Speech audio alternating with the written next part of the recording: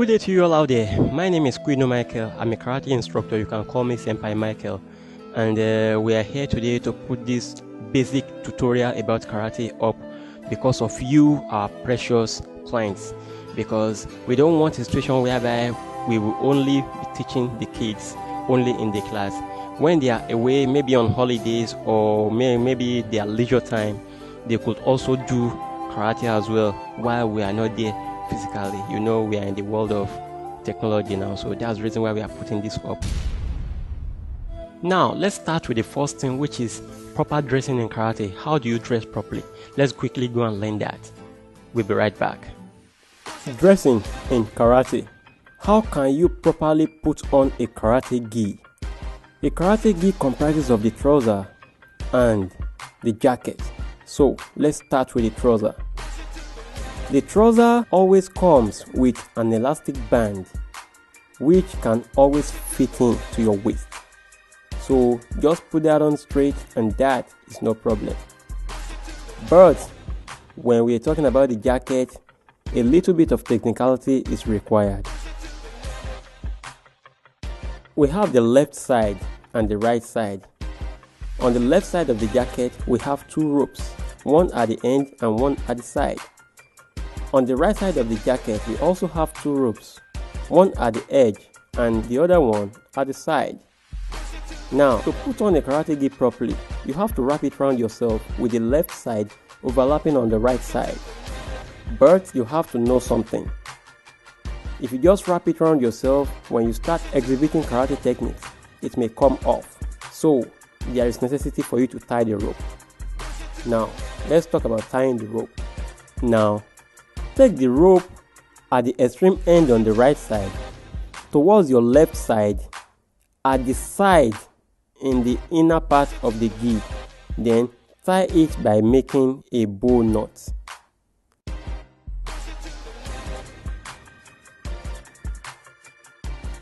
Then take the extreme end of the left side to the side of the right. Then tie the two ropes together to make another bow knot. With this, the karate gi stays on you firm and perfect. It will never come off when you tie the belt around it now. Practice with this and you're gonna get it. After you have been able to put on a karate uniform properly, the next thing is for you to know how to tie the belt. The Japanese name for the belt is obi, O-B-I, obi.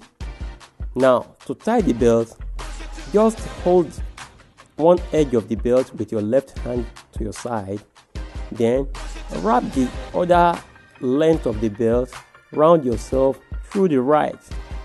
Let it go over each other because it will go twice. A standard belt will go around you twice. Then, after it has gone around you twice, the remaining, put it under the two folds in front of you, then draw it.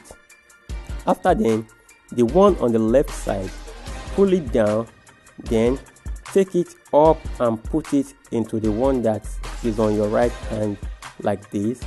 Then you tighten it. That is how to tie the karate belt. Although there is another way of tying the belt, but we will talk about that in our next tutorial. Now that you have been able to dress properly in karate, the next thing is the greetings. How do you greet in karate? Following the instruction of your instructor. The greetings in karate is so simple. The instructor gives you an instruction and you follow suit. How? Let's start. When the instructor says lori, you bring your legs together on a stance that is called Aisokudashi. That means your 2 feet together. Then when the instructor says rei, that means you need to take a bow looking straight at your imaginary opponent. In the process of the bow, the legs open to form a V shape, the heels still touching each other. That is called Musubidashi. That is the stance when you stand and your leg is forming a V shape. Now, you rei and come back up. Then, when the instructor says yoi, You take your left leg out to the side on a stance that is called Eikodashi, that is parallel toe stance, with your hands coming out firm with the two fists fully clenched in front of your thighs like this. And when that is done, you are on the Eikodashi stance. You are ready for the next instruction. That is the greetings in karate. Now we have that.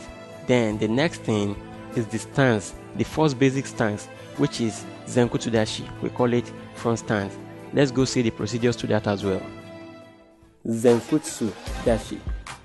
While standing on Eikodashi with your hands in front of your thighs, that is the Yoi stance, the next thing to do when you want to execute Zenkutsu Dashi, bring your left leg towards your right leg, then you take the leg out to the front, and then when you land on it, the front knee and the front toes must be on the same line, on a parallel line. Then the back leg should be absolutely straight with the toes facing angle 45 degrees. That is Zenkutsu Dashi stance. And if you want to do Zenkutsu Dashi stance properly, don't you ever do it on a straight line.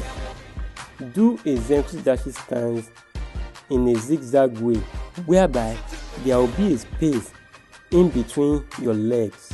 That is, you are keeping a little bit of your weight on the right side and a little bit of your weight on the left side, even though one leg is in front and the other leg is at the back. And don't forget, anything we do in karate, we start with the left, because the left is weaker than the right. So we always want to train the left side first, so that we will not eventually forget if we had started with the right. Now you are on the Zenkutsu Dashi stance. The position of your hands should be by your waist with the elbow coming out at your back. And the significance of that is that you are jacking an imaginary opponent away from you at the back. The application of all this will be shown to you in our next tutorial. Alright, now that we have known the Zenkutsu Dashi stance, the next is to learn the first defensive activity, which is the downward block, Gedan Barai. Let's see the procedures to do that as well. The Japanese name for the downward block is Gedan Barai, that is, blocking that goes to the lower part of the body. If any attack is coming towards the lower part of our body, that is what we use to defend ourselves in karate. Once again, the name is Gedan Barai. The basics from which every of the karate techniques are executed is on the Eikodashi, that is the Yoi stance, the Eikodashi stance. And how can we execute Gedan Barai from the Eikodashi stance? Watch. Don't forget that we start everything with the left. So you take your left hand that will be blocking first towards your right shoulder or right elbow, depending on the school of thought.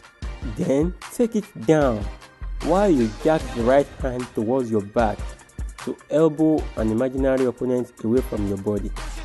So you are blocking the front hand towards your knee, towards the lower part of the body, and you are jacking off an imaginary opponent from the back. The sweetness of this is when the hand keys together at the same time. That is Gedan Barai. And when you are moving on it, it's so simple.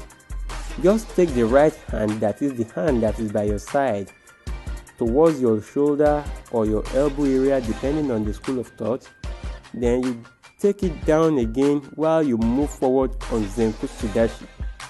Then you jack it down again. That is how to do the Gedan Barai block.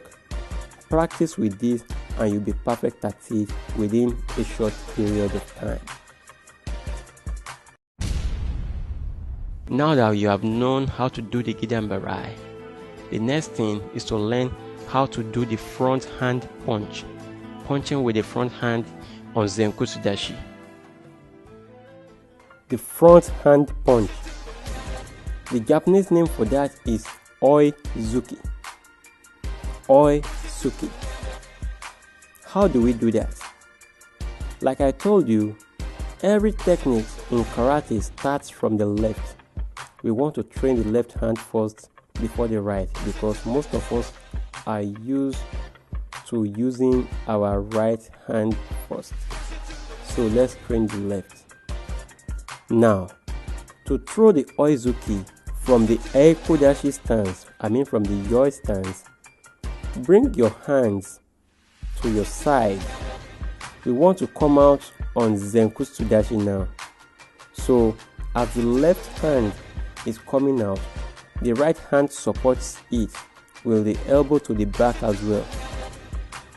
That is how to do the front hand punch.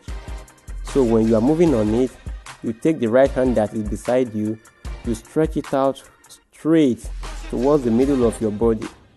Again, while the left hand comes to jack off an imaginary opponent behind you. That is how to do the punch. So you can move severally as you want. You can move twice, thrice, or even 5 times, and then you can also reverse with it.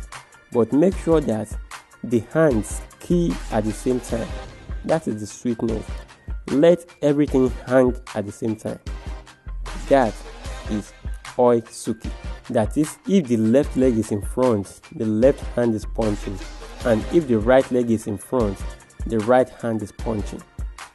That is Oizuki on the Zenkusu Dashi stance. Now that you have known how to do the front hand punch on Zenkusu Dashi, let's see how to do the reverse hand punch or the back hand punch also on Zenkusu Dashi. Let's talk about the back hand punch.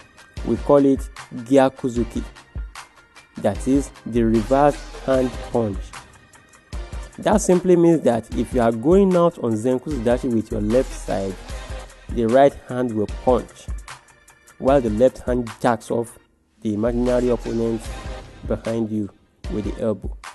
And then when you are moving forward from there, as the right leg is coming forward, the left hand is punching. That is the reversed hand. Different leg, different hand. That is Gyakuzuki. Oizuki is same hand, same leg, and Gyakuzuki is different hand, different leg. But the sweetness of it is when you hang the two at the same time, like I said. Jack it off and then key in the punch at the same time. That is Gyakuzuki. For more information or you want to contact us, do contact us through our email michaelquino@gmail.com or dial our phone number 0810-184-4999. I'll take it again, 0810-184-4999. Everything is right there on your screen. Expect our next tutorial very soon, and I promise you there will be more advanced stuffs to learn in our tutorial, and all what we have learned in this tutorial, we will practice the live application of that in our next tutorial. But for now, I will say this is where we call it a day today. So I'll end the tutorial by coming together and greeting you in the karate way by saying "Us."